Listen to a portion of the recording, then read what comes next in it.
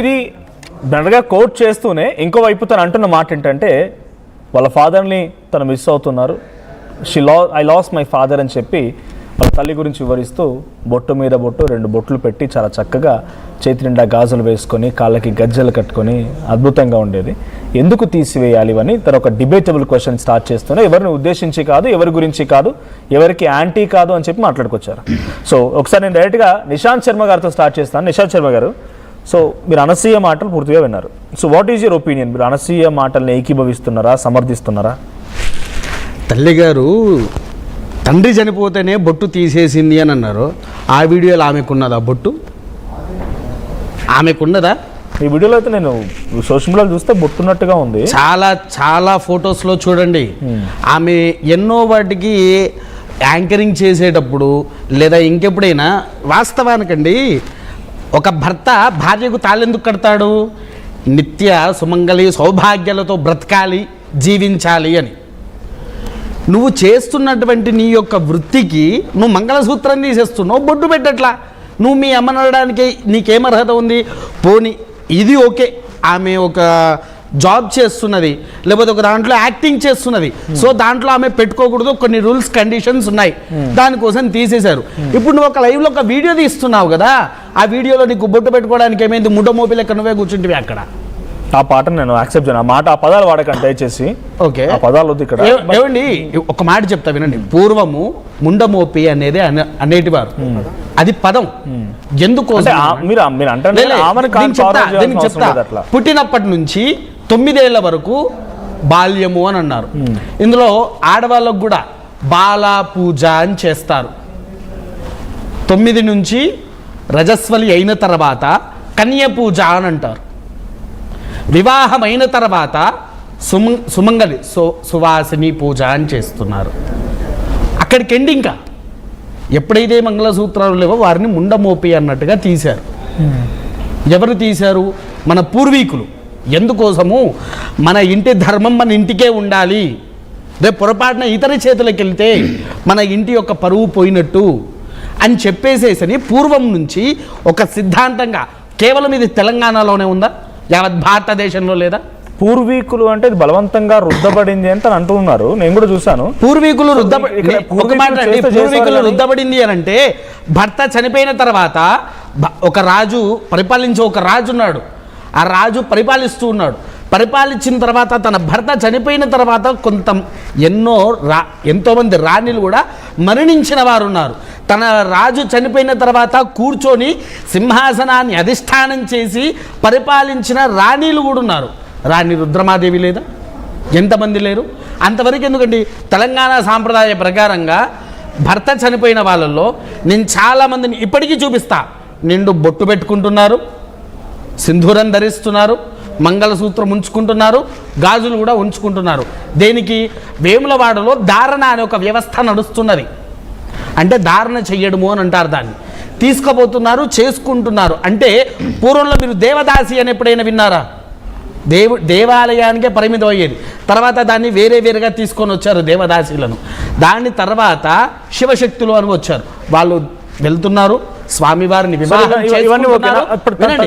Question ప్రకారంగా భర్త చనిపోయిన తర్వాత రంగురంగుల చీర కట్టుకోవడం, గాజులు వేసుకోవడం, నుదుటిన బొట్టు పెట్టుకోవడం, ఇవి తప్పు అని అంటున్నారా మీరు? ఖచ్చితంగా. పూర్వీకులు అన్నారు కదా, ఈ పూర్వీకులు వాళ్ళు రుద్దబడిందా? నిజంగానే మీరు అన్నారు వేద పండితులు కాబట్టి, ఆ వేదాల్లో ఎక్కడైనా అమ్మవారే ఉంది, ధూమావతి దేవి లేదా అండి?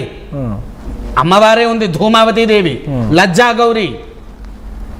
గౌరీ ఉంది, చూడండి. కృతవీర్య కాళి, వీళ్ళంతా ముండమోపిలి. ధూమావతి దేవి ఒకసారి మీరు కొట్టి చూడండి. ధూమావతిని స్వచ్ఛతరంగా రథం మీద తెల్ల చీర కట్టుకొని నుదుటి మీద బొట్టు లేకుండా అలానే ఉండే దేవత. భర్త చనిపోయే ఉన్నాడు ఆ దేవతకు. ఇప్పుడు వేదాల్లో ఉందని అంటారు మీరు? వేదాల్లో ఉన్నదండి. భర్త చనిపోయిన తర్వాత ఏవి ధరించకూడదని వేదాల్లో ఉంది. ధరించకూడదు. ఎందుకు అనంటే అదొక విధి తత్వాలు. ఇప్పుడు ఒక మాట అడుగుతానండి, బ్రాహ్మడికి మా మగవాడికి తాళి ఉందా? లేదు.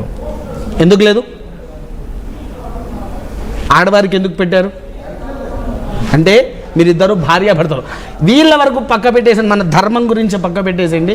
ఈవెన్ క్రిస్టియన్స్ అయినా సరే, ముస్లిమ్స్ అయినా సరే, వాళ్ళకి తాళి లేదు. అవునా? వాళ్ళు ఏం పెట్టుకుంటున్నారు మ్యారేజ్కి? రింగు పెట్టుకోవడాలు చర్చిలలో పెట్టుకుంటున్నారు. మరి అవి లేకుండా ఏమన్నా పెళ్ళి అవుతుందా? నీకు పెళ్ళిలోనే పంచమాంగళ్యాలు వస్తున్నది. పెళ్ళిలోనే నీ భర్త వల్లనే సింధూరం వస్తుంది. దీనికి ఒక చిన్న కథ చెప్తానండి. పూర్వంలో సూర్య భగవానుడు హనుమంతునికి యుద్ధ విద్యలు నేర్పిస్తున్నాడు. యుద్ధ విద్యలు నేర్పిస్తూ ఉంటే హనుమంతుల వారిని అంటున్నారు, హనుమంతా నువ్వు వివాహం చేసుకోవాలి, వివాహం చేసుకుంటే నీవు కొన్ని యుద్ధానికి నేర్చుకోవడానికైనా కొన్ని జప శక్తులు సాధించాలన్నా నీకు వివాహం కావాలి అని అన్నారు. వివాహం అయితే కొన్నిటికి అధిష్టానము అని చెప్పారు. అందుకోసం సువర్చలాదేవిని వివాహం ఆడారు. ఇదొకటి. ఎందుకు? దేనికైనా సరే తోడు ఉండాలి. కొన్ని యుద్ధ విద్యలకైనా. తను అడుగుతున్న క్వశ్చన్ ఏంటంటే, తర్వాత దాని కింద కామెంట్స్ చూసినా రకరకాల ఒపీనియన్స్ వస్తున్నాయి కాబట్టి నేను దాని గురించి మీరు అంటున్నట్టుగా వినండి. మొన్న ఆమె గృహప్రవేశం చేసింది. స్వచ్ఛమైన వేద పండితుడిని పిలుచుకున్నది, గృహప్రవేశం చేసుకున్నది, పక్కన భర్తను కూడా కూర్చోబెట్టుకున్నది. భర్త లేకుండా ఈ మొక్కతి అలా చేసుకోగలుగుతారా? ఆ బ్రాహ్మణ్ణే తన కొడుక్కి ఏం పేరు పెట్టాలి అని చెప్పేసేసని అడిగి మరీ మంచి పేరు వెతుక్కొని మరీ పెట్టింది. పెట్టినప్పుడు మన ధర్మాన్ని పాటిస్తుందనా, లేకపోతే ఇలాంటి వీడియోలు బట్టి ధర్మాన్ని విచక్షణ? తన పాయింట్ ఏంటి? తన కామెంట్స్ చూసిన కొంతమంది నేను మాట్లాడాను చాలా మంది ఈ రకంగా. అంటే కొంతమంది మహిళల అభిప్రాయం తెలుసుకోవడానికి ఫోన్లో మాట్లాడినప్పుడు నేను కూడా, సో భర్త పెళ్లి కాక మునుపు తల్లిగారి దగ్గర ఉన్నప్పుడు తల్లి నేర్పిన బాటలో బొట్టు, తర్వాత మెడలో చిన్న చిన్న దండలు, హారాలు, పుస్తలతాడు కాదు, మంగళసూత్రం కాకుండా కాళ్ళకి గజ్జలు ఉంటాయి, చేతికి రంగురంగుల గాజులు ఉంటాయి, రంగురంగుల చీరలు కట్టుకుంటారు. కానీ భర్తతో వచ్చింది ఏంటి? నుదుటిన సింధూరం, కాళ్ళకి మట్టెలు, మంగళసూత్రం. ఇది మాత్రం 3గా అడిషనల్ జాయిన్ అవుతున్నాయి. సో భర్త మరణానంతరం సరే సింధూరం తీసేసినా, మెళ్ళలో మంగళసూత్రం తీసేసినా, కాళ్ళకు మెట్టలు తీసినా ఓకే, గానీ మేము చీరే కట్టుకోవాలి. గాజులు తీసేస్తారు. ఆ గాజుల బదులు, మట్టి గాజుల బదులు ఎంతో మంది మీకు వృద్ధులనే చూపిస్తా బంగారపు గాజులు వేస్తారు వారికి. మట్టి గాజులు పలగొట్టిన 11వ రోజున మట్టి గాజులు పలగొడతారు. తర్వాత కొడుకులు కూతురులు కలిసి బంగారపు గాజులు తయారు చేసి తీసుకువచ్చి వేస్తారు. అంటే అంతవరకు ఓకే, కానీ చీరలు సరిగా కట్టుకోకూడదు, అది తప్ప వేరేది పోలేదే.